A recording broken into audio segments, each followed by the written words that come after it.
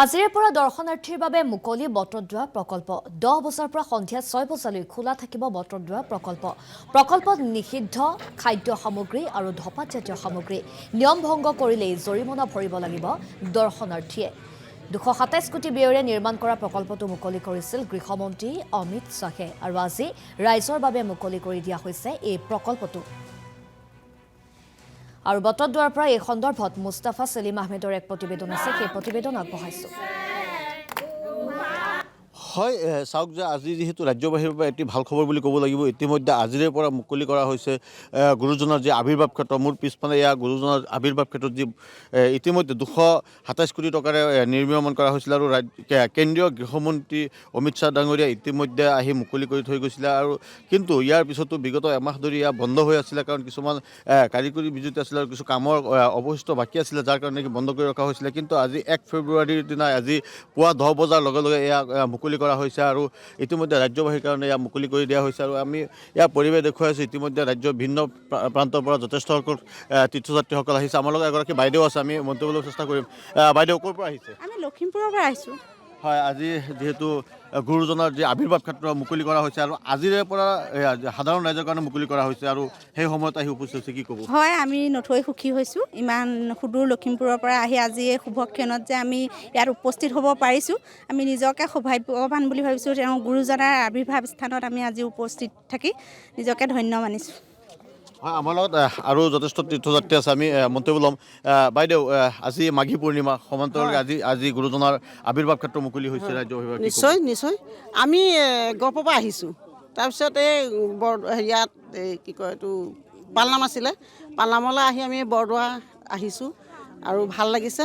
আৰু আগলৈকেও সকলো ভালে থাকক, আমিও ভালে থাকোঁ, সেই কামনা আৰু। হয়, আমি পুনৰবাৰ সেয়া দৃশ্য দেখুৱাবৰ কাৰণে মই বিজনেছক অনুৰোধ জনাম। এয়া যি আটকধুনীয়াকৈ সজাই পৰাই তোলা হৈছে। ইতিমধ্যে যিহেতু কাম সম্পূৰ্ণ হৈছে আৰু সম্পূৰ্ণ হোৱাৰ পিছত দেখা গৈছে ইয়াত যি আটকধুনীয়া হৈছে, ইতিমধ্যে ফুল ফলে জ্যোতিষ্কাৰ হৈ আছে আৰু ইয়াত এক সুন্দৰ যি মনোৰমা দৃশ্য আহি পৰিছে।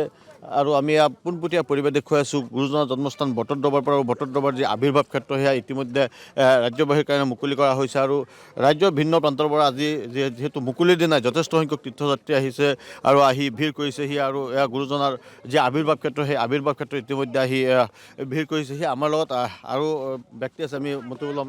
ক'ৰ পৰা আহিছে দাদা? আমি ৰঙিয়াৰ পৰা আহিছোঁ। কি ক'ব, আজি যিহেতু মাঘী পূৰ্ণিমা সমান্তৰালকৈ গুৰুজনাৰ আৱিৰ্ভাৱ ক্ষেত্ৰ মুকলিৰ দিন, গুৰুজনাৰ আৱিৰ্ভাৱটোৰ কাৰণেতো চাবলৈ আহিলেও কিন্তু ভালো লাগিছে আৰু প্ৰজেক্টটো দেখা পাই কিনে খুবেই আনন্দ লাগিছে। ল'ৰা ছোৱালীৰ কাৰণে খুব ভাল বস্তুটো বনাই থৈছে আৰু সেইটো কাৰণে খুবেই ভাল লাগিছে। আমাৰ লগত এগৰাকী বয়সস্থ ককা আছে, আমি মন্তব্য ল'ম। কি ক'ব? ভাল লাগিছে, বহুত ভাল লাগিছে। মানে ক'বৰ কাৰণে হেৰি নাই আৰু এনেকুৱা কিবা উন্নত মানে পৰৱৰ্তী প্ৰজন্মৰ কাৰণে মানে এটা গুৰুজনাৰ স্মৃতি বিজড়িত হৈ থাকিল আৰু এটা পৰ্যটনস্থলী হ'ল, ভাল লাগিছে। হয়, এটা কথা ক'ব লাগিব যি ৰাজ্যৰ মুখ্যমন্ত্ৰীয়ে এয়া মুকলি কৰি দিয়াৰ পিছৰে পৰা যিহেতু আজিৰে পৰা মুকলি হ'ব বুলি ঘোষণা কৰিছিল আৰু তাৰ সমান্তৰাল ঘোষণা কৰা হৈছে, আজি মুকলি হৈছে। কিন্তু এটা কথা ক'ব লাগিব যে ইয়াত কেইবাটাও নিয়ম বান্ধি দিয়া হৈছে, অৰ্থাৎ ইয়াৰ ভিতৰত গুটকা চাধা আদি লৈ সোমাব নোৱাৰিব। সমান্তৰালকৈ ইয়াত যিসকল আহিব তীৰ্থযাত্ৰীসকলে জাতীয় সাজপাৰ পৰিধান কৰা গুৰুত্ব প্ৰদান কৰাৰ কাৰণে আহ্বান জনোৱা হৈছে নগাঁও জিলা প্ৰশাসনৰ ফালৰ পৰা। সমান্তৰালকৈ আৰু কেইবাটাও ইয়াত নিয়ম কানুন বান্ধি দিয়া হৈছে। ইয়াত অহাৰ পিছত সকলোকে ইয়াত পৰীক্ষা কৰা হ'ব আৰু যিহেতু নিৰাপত্তাৰক্ষী বাহিনীয়ে ইয়াত সকলোকে পৰীক্ষা কৰি সোমাব দিব আৰু ইয়াত কোনো খাদ্যবস্তু বা তাৰ টোপোলা লৈ আহিব নোৱাৰিব। আৰু গুৰুজনাৰ যি আৱিৰ্ভাৱ ক্ষেত্ৰ সেয়া আধ্যাত্মিক ক্ষেত্ৰত লৈ যাতে থাকে, ইয়াত যাতে কোনোৱে আহি কোনো অন্যায়মূলক কাম কাজ বা গুৰুজনাৰ মান সন্মানত আঘাত সনা কোনো কাম কাজ যাতে কৰিব নোৱাৰে, তেনেধৰণৰ বিভিন্ন নিয়ম বান্ধি দিয়া হৈছে। প্ৰায় 10টাৰ ওপৰত নিয়ম বান্ধি দিয়া হৈছে আৰু সেই নিয়মসমূহ পালন কৰি ইয়াত আহিব পাৰিব। কিন্তু এটা কথা ক'বলৈ, আজিৰে পৰা এই যি গুৰুজনাৰ আৱিৰ্ভাৱ ক্ষেত্ৰ সেয়া কিন্তু আজিৰে পৰা মুকলি হৈছে আৰু আজিৰে পৰাই দৰ্শনাৰ্থীসকলে